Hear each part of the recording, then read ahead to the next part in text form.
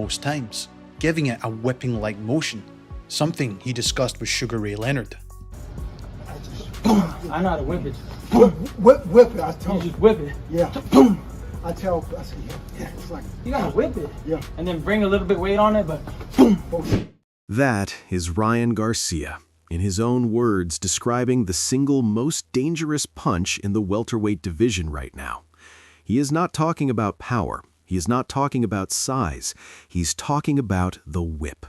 The specific motion that turns a left hook from a heavy punch into something closer to a weapon that opponents cannot process until it has already arrived. And the man who threw it just described it as a slap that puts people out cold. This is not a punch that happened by accident. This is not a natural gift that Garcia woke up with one morning. What you are about to hear from technical analysts, boxing scientists, and the people who have studied this punch frame by frame is that Ryan Garcia's left hook is one of the most deliberately engineered weapons in modern boxing. It has been thrown 20,000 times in training. It has been refined against opponents at every level, and it has been built structurally, mechanically, neurologically to do one specific thing: land before you see it coming and break whatever it touches. With Garcia versus Conor Benn now targeting August 2026 in Las Vegas, a fight where former world champion Sergio Mora just said publicly that Garcia's quick-twitch left hook will make Benn afraid to even throw his own offense, understanding exactly how this punch works and why it is virtually impossible to fully prepare for is not just interesting, it is the difference between understanding what this fight is and completely missing what is coming. Every analyst, trainer, and boxing legend who has broken this punch down lands on the same conclusion. Garcia's left hook is not the best punch in boxing just because it is powerful. It is the best because of everything that happens before it, and everything the opponent never sees. Let's start at the foundation, because most people who watch Garcia knock someone out assume the power is the story. They see the fighter go down and they think brute force. What they are missing is the architecture underneath it. The reason this punch carries the weight it does starts before Garcia's arm even moves. After an unorthodox fighter who stands in an upright, relatively balanced stance, but he does tend to be quite flat-footed at times, as he looks to sit down on his shots. However, doing so allows him to transfer the power from his legs and hips into the punches. For his left hook specifically, he tends to keep his weight slightly over his back foot at first, before looking to shift his weight forward explosively when launching the hook. There is a slight pivot on the lead foot, but it is his hips and shoulders twisting in unison, creating the torque for the power. Oh, the left hand! Sits Fonseca down! Flat on his back! Unlike some of the greats who crouch low before firing the left hook, Garcia's posture is very tall and unorthodox, but it does help with his reach and the quick release through his footwork to generate the power. However, it can leave him open when he overextends at times. However, generally I think his footwork when throwing the hook is solid, especially as he steps in to find the range, sometimes even leaping slightly with his footwork to help him close the gap. And it is reminiscent to other fighters that use that so-called gazelle hook, such as Mike Tyson and other past greats. Everything in that clip is the reason the punch hits differently from what other heavy-handed fighters throw. The upright stance, the flat-footed base that allows him to sit down on the shot, the weight shift, back foot to front foot, that happens in a fraction of a second and transfers every pound of Garcia's frame into the point of impact. The lead foot pivot combined with hips and shoulders rotating in perfect unison, creating torque that multiplies the force at the moment of contact. This is not a man swinging his arm. This is a kinetic chain, legs, hips, core, shoulder, arm, all firing in the same direction at the same instant. When it lands clean, the opponent is not absorbing a punch from Garcia's arm. They are absorbing the combined force of Garcia's entire body delivered through a single fist. And then there is the comparison the analyst reaches for without hesitation, the gazelle hook. Mike Tyson's signature entry punch, the one that drove him off the lead leg, closed the distance in a fraction of a second, and landed before opponents could process the approach. Garcia is not as airborne, but the principle is identical. Drive off the leg, close the gap, land before the gap fully closes. The opponent thinks they have distance. They do not. Garcia's footwork has already made the distance irrelevant. That is the physical engineering of a punch built to break jaws.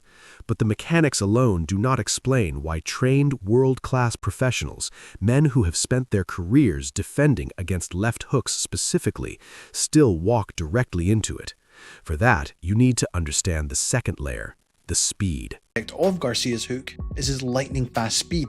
It's often described as a blink and you miss it quick.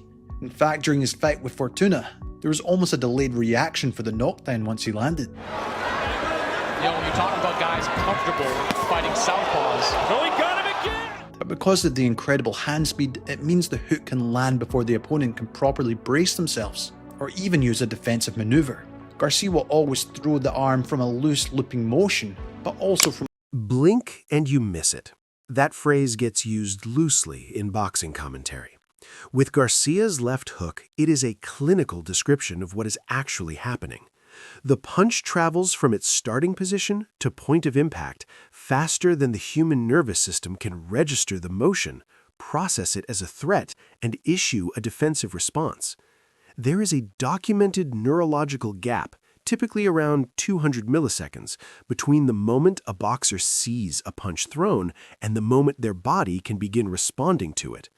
Garcia's left hook, thrown from the low, loose whipping motion he describes, covers that distance in less time than the gap allows. By the time Javier Fortuna's brain registered the hook was coming during their fight, he was already on the canvas. The reaction came after the knockdown, not before it. That is not a lucky punch. That is a punch thrown at a speed that defeats the human body's defensive system by design. And Garcia understood this intuitively long before any analyst broke it down on tape. Listen to the way he describes the feeling of throwing it right, the naturalness of the motion, the way forcing it changes everything. but it's something he's admitted not forcing. He tries to make it natural as he throws it. I kept throwing the same punch, and when it felt good, then I was like, okay. Just like keep doing this. Yeah, because I don't. You don't want to force, because when sometimes I throw a hook, it felt forced, and I felt more tired when I forced it. I'm like, okay. So when I was smooth, I'm like, oh, I should keep throwing it like that, because that doesn't feel forced, and I'm knocking him out. While even former opponent Luke Campbell attested after falling victim to Garcia's body hook. Fantastic timing.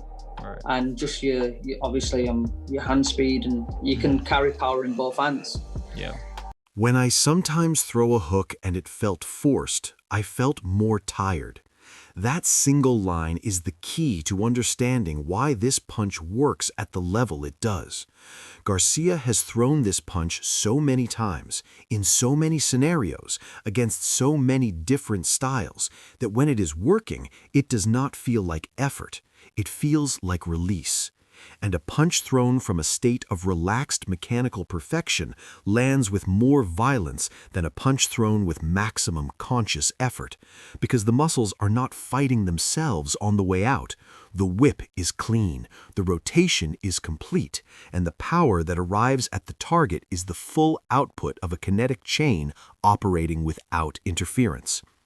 Luke Campbell found this out in a way that stayed with him, and he said so directly after the fact.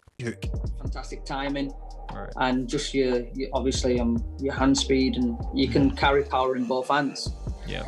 So you was an all-round fighter, right. all-round good fighter, but you was better than what we expected. Fantastic timing, and your hand speed, and you can carry power in both hands.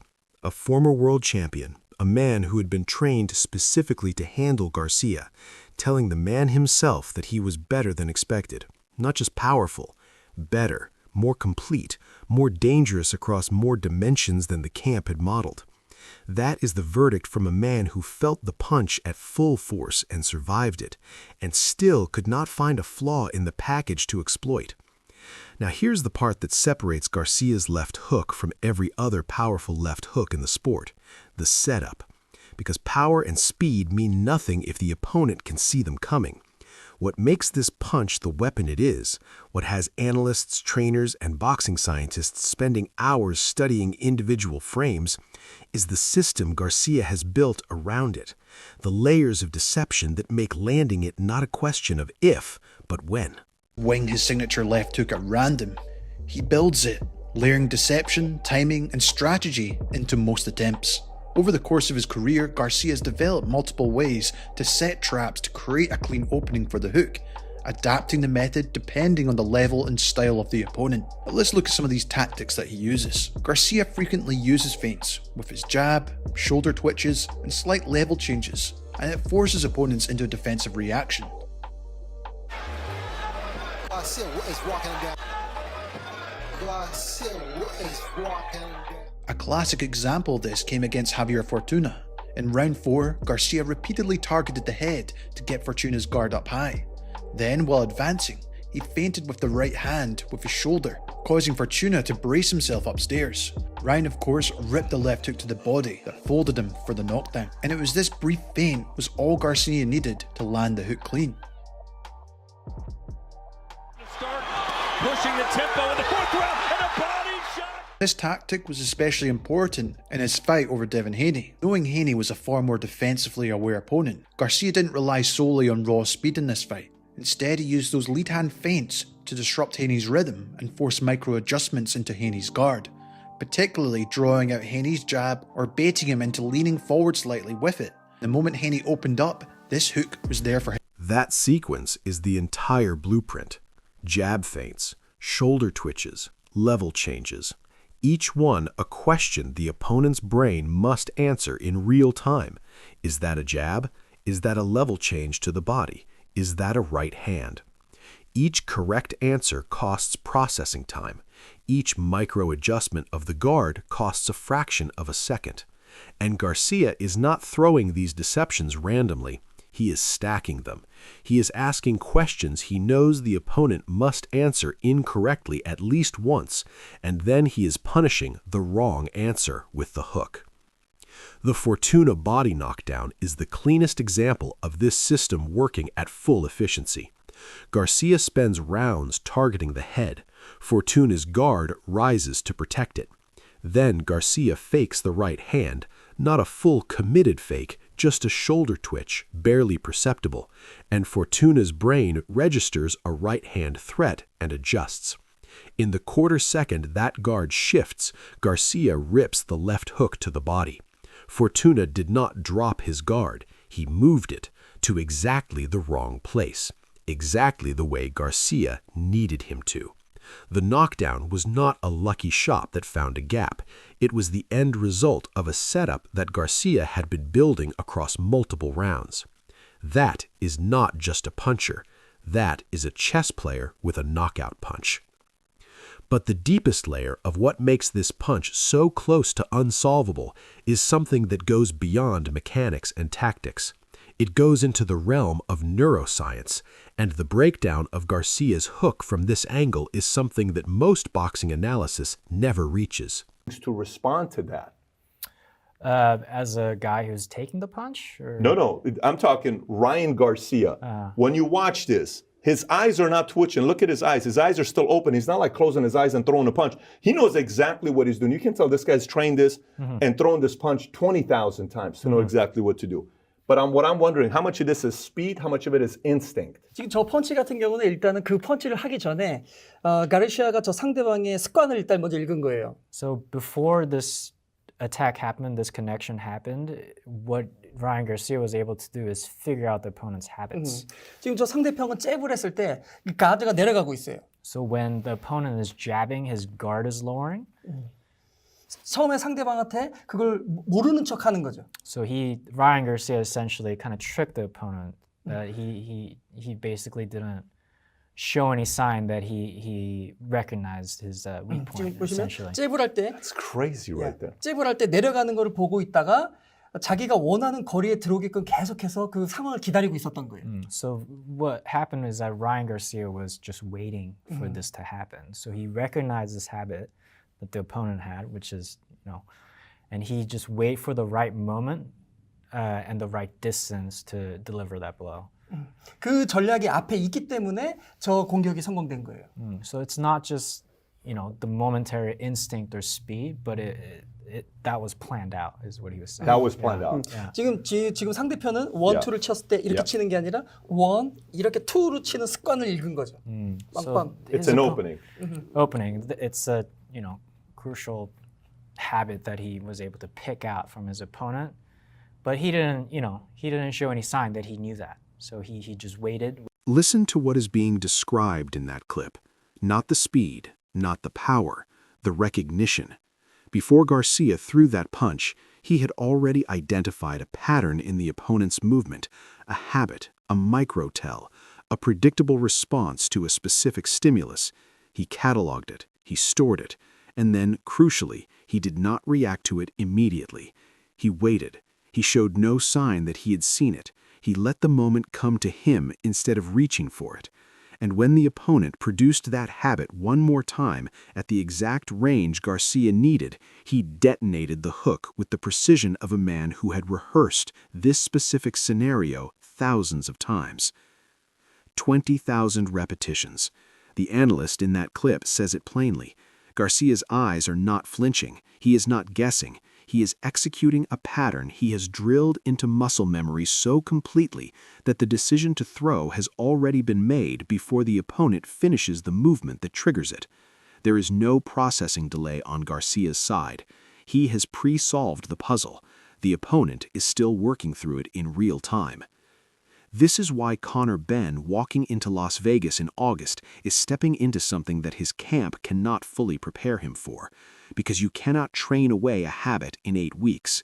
You can work on it, you can be aware of it, but under pressure, in the middle rounds, when the body is tired and the instincts take over, the habits come back. And Garcia has spent his years making his living off that exact moment. Garcia said it himself about Benn's style. His style is just made for me.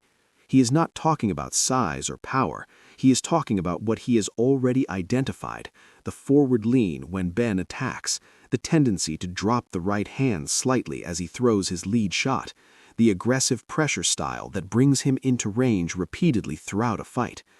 Every time Ben lunges forward in August, he is walking into the exact scenario Garcia has thrown 20,000 times in the gym. And Sergio Mora, a man who fought at the world level for over a decade, looked at that matchup and said one sentence that tells you everything you need to know about what is coming. That quick twitch left hook. Conor Benn will be afraid to even attempt to lunge in like he did against Eubank Jr. If you fall off balance lunging in with a fighter like Ryan Garcia, it's lights out with 2 punches. Lights out with 2 punches from a man who has studied both fighters and watched every frame of both careers. Now let's talk about the counter, because people see Garcia as an offensive fighter, a puncher who stalks and destroys. What the technical breakdown reveals is that the left hook is actually most dangerous when Garcia is not the aggressor at all. As a counter, if his opponent opens up on offense, Garcia will often take a step back and use a subtle pivot off the line to fire a check hook as they walk in. Man, I can do this whenever I want. There it is. Then catch him with a great left hook. Right, exactly. For example, there. See, Ryan has fast speed. Short right hook again. So this is a good right. Oh, good right for the left hook. This was textbook in the Oscar Duarte fight. Duarte was building momentum and walking Garcia down when, in round 8, Duarte opened up with the right hand as Ryan timed him, landing a short check hook that wobbled Duarte badly, a moment that turned the fight and led to the knockout. Duarte's legs have betrayed him. The check hook, the step back, the subtle pivot off the center line and the hook fired as the opponent walks in. Garcia does not need to close the distance when his opponent is closing it for him. He simply removes himself from the path of the incoming attack, redirects his weight, and lets the aggressor run directly into the punch. Oscar Duarte thought he was walking Garcia down in round 8. He threw the right hand. Garcia moved. The check hook landed short and tight. Duarte's legs went, and the fight ended shortly after. This is why a pressure fighter like Conor Benn, a man whose entire identity is built on walking opponents down, cutting off the ring, and making them work against the ropes, is structurally in danger every single time he initiates. Benn's greatest strength turns into his greatest liability the moment Garcia times the check hook. And Garcia has spent years developing precisely that counter against precisely that style. The body hook adds another dimension. Against Luke Campbell, he had spent several rounds flashing the left hook to the head, while also mixing in jabs and right hands to keep Campbell guessing. Up with the feet, and you're going to see a lot more of that whenever you see a southpaw, an orthodox fighter. But in round 7, Garcia saw Campbell backpedaling. Momentarily relaxing his guard, he feinted as if he was going to throw upstairs, before digging a vicious left hook to Campbell's liver. And it showed the maturity even at that young age, not to force it to the head when Campbell was expecting it, but showing that switching to the body. Garcia spent rounds going to Luke Campbell's head. Campbell knew the head was the target. Campbell adjusted his guard to protect it, and then Garcia switched levels and put the hook into Campbell's liver. Not because the liver shot was the plan all along, because making the opponent defend the head first is what makes the body available. The illusory threat upstairs creates the real target downstairs. And when a body hook lands clean on the liver, on a fighter who has been absorbing the psychological weight of watching for the head hook all night, the effect is not just physical pain. It is a complete system shutdown. The legs stop working before the fighter's brain has given them permission to. That is what the body hook does. It does not just hurt you. It turns off your ability to continue from the inside out. Eddie Reynoso, the man who trained Canelo Alvarez to multiple lineal championships across 4 weight classes, who has worked with more elite punchers than almost any trainer alive, was asked about Garcia's left hook. His answer was direct. Despite only being in his mid-20s, Ryan Garcia has already turned his left hook into his calling card that even casual fans recognise. It's the punch that opponents game plan for, yet still get nailed by. Even his former trainer Eddie Reynoso, who's worked with many great punchers, did say Garcia's left hook might be the best in the world. We've seen how technically sound yet athletically freakish this punch is, combining speed, timing and power generation in a way few can match. We've also seen it used in various scenarios, as a patient body shot KO, or a flash counter to the head, a persistent weapon to break a defensive foe, or as a late fight equaliser when behind on the cards.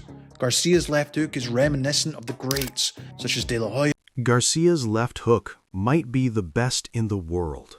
From Canelo's trainer, a man who has been in the ring every week with the most technically accomplished puncher of his generation. And he is saying Garcia's left hook, the mechanics, the speed, the timing, the deception, the full package, might be the best single punch in boxing right now. Not in the welterweight division, in the world, across all divisions, across all weight classes. And the comparison the analysts reach for is not to journeyman or B-level fighters. It is to Oscar De La Hoya, to Joe Frazier, to Felix Trinidad, to Roy Jones Jr., the great left hooks of boxing history, punches that defined eras, built legacies, ended careers. Garcia's hook is being discussed in that company, not as a tribute to what it might become, as an assessment of what it already is.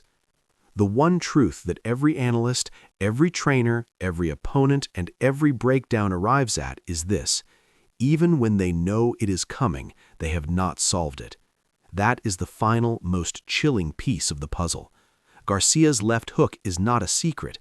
Every camp that prepares to face him spends weeks specifically on not getting hit by it, and they still get hit.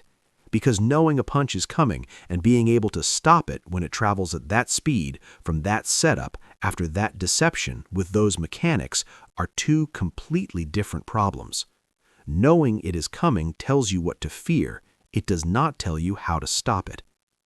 Conor Benn knows exactly what is coming to Las Vegas in August. His corner knows. His camp has watched every frame.